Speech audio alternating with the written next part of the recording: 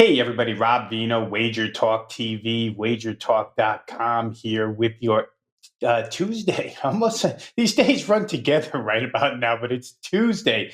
And we're going to look at the NBA. Short card tonight, but we got a pair of games we're going to go over. We're going to start here with Brooklyn at Cleveland. Game open, Cleveland 17 and a half, 223 and a half. Current number, Cleveland 18 and a half. 228 and a half. There's some 229s out there now, so the total's been bumped pretty good. It looks like Cam Thomas is probably going to go for the Nets. That could be part of it here. He did not play last night, sort of an injury management type thing with his hamstring. He did play the 3 games before.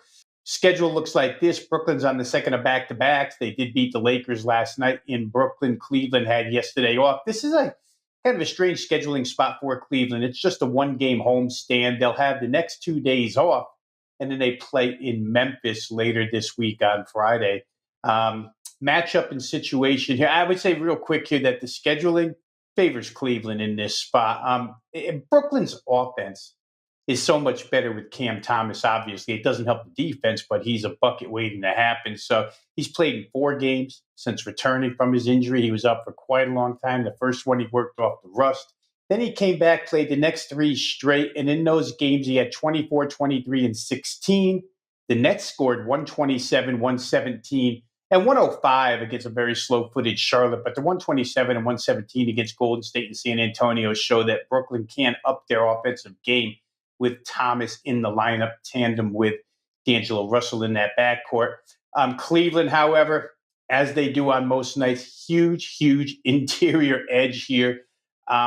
They can absolutely dominate Brooklyn inside in this game. And their bench depth, I don't know if it's talked about enough at this point as we head into the playoffs.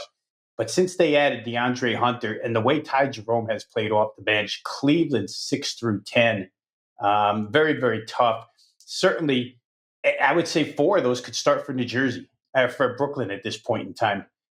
So Cleveland's depth advantage works here for them. Brooklyn's defensive shortcomings, really, they're hidden by the fact that they play at the second slowest tempo. But that gets negated here because Cleveland plays at the 8th fastest. So lots of things here that do favor the Cleveland Cavaliers. However, we'll take a final look here and just question their interest in this game. 7.5 games ahead of Boston with only 18 to go.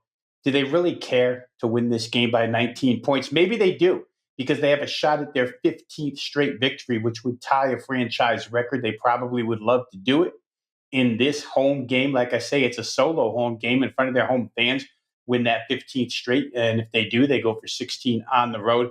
But it doesn't mean they have to win by 19. They've played 3 straight unders. They've scored less than 120 in all of those.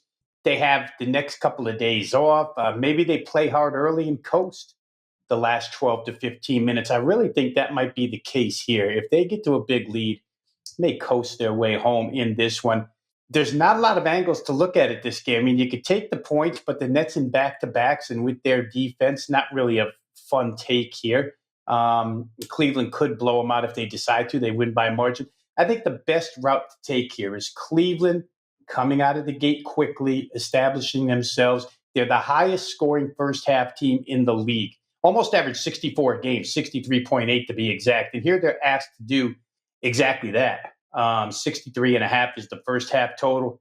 I think they get there. Like I say, their starting unit is great, but their bench in the second quarter should be able to keep things going here. Like I mentioned earlier, they are the number 1 scoring team in first half action this season. So that's going to be the way we look at this free play today on the Cleveland Cavaliers first half team total over 63 and a half. Before we get to the second game, which by the way is going to be Washington at Detroit, I'd like to make everybody aware that it is $5 Tuesday. $5 Tuesday here at WagerTalk.com. You can get any handicapper, one play from each of us for $5. I happen to have a 4% best bet in college basketball action up and available for $5 right now. So you can go ahead over to WagerTalk.com and get that, or visit my homepage at wt.buzz/RV. But once again, $5 Tuesday, no better way to get acquainted with the handicappers over at WagerTalk.com. If you haven't done so thus far, then using $5 Tuesday as your way to get a selection. Very, very cheap price. So once again, $5 Tuesday, go ahead and visit right now, WagerTalk.com. Let's get into this Washington-Detroit game, kind of similar to what we just talked about, right? Huge point spread, superior favorite, miserable underdog. Do you take points? Do you just play it over? Is it a roll the balls out special? We'll look into it real quick here. Detroit opened 14.5, 233. Detroit still 14.5, but the number's been bumped total-wise up to 235 for Washington. Starting small forward, Bilal Coulibaly, probably not going to play here. He left last night's game with a calf injury. Doesn't look like he'll go here. Chris Middleton could take his place. He didn't play last game due to rest. I'd imagine Middleton steps in here for Detroit. No notable injuries. Schedule-wise, fatigue-wise, looks like this. Washington is in the second of back-to-back, third and 4 nights. Not good for the Wizards. For Detroit, it's their third and 4 nights, and it's a situation where we just don't like to play home favorites. It's their first home game since returning off a 5-game road trip, and that road trip was a 3-time zone trip all the way out west. Detroit now back home for their first game. I don't think there's any advantage here for either of these teams, fatigue-wise, scheduling-wise, in this game.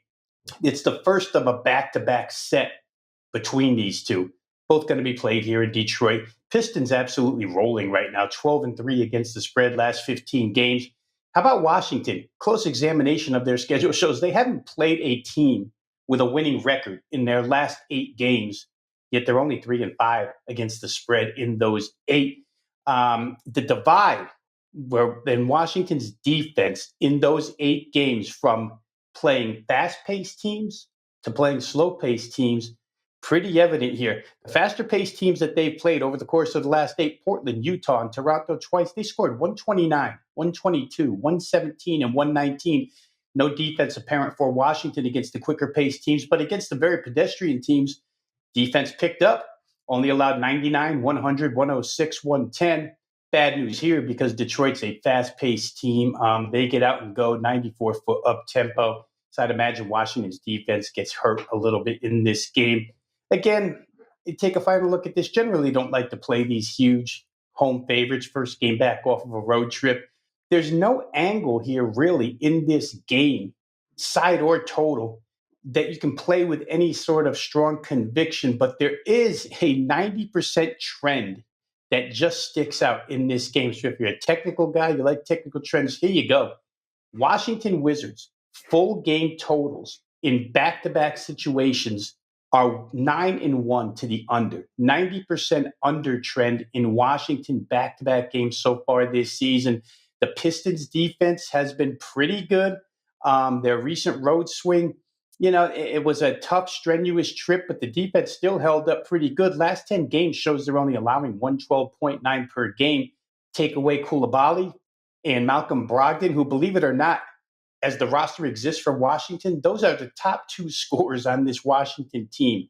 I would take a shot here with this strong technical support, the 90% trend, and play the Wizards team total under, currently sitting at 110.5.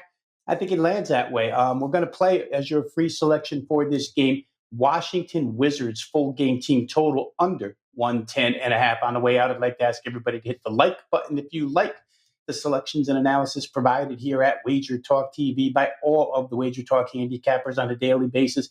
Go ahead and hit like, hit subscribe, join the 196,000 plus people who already have done so. If you have any comment on this game, any NBA game tonight, go ahead and please drop it in the comment section. We love to hear from all of you out there. For now, this is Rob Veno saying good luck with all your plays. We'll see you next time on WagerTalk TV.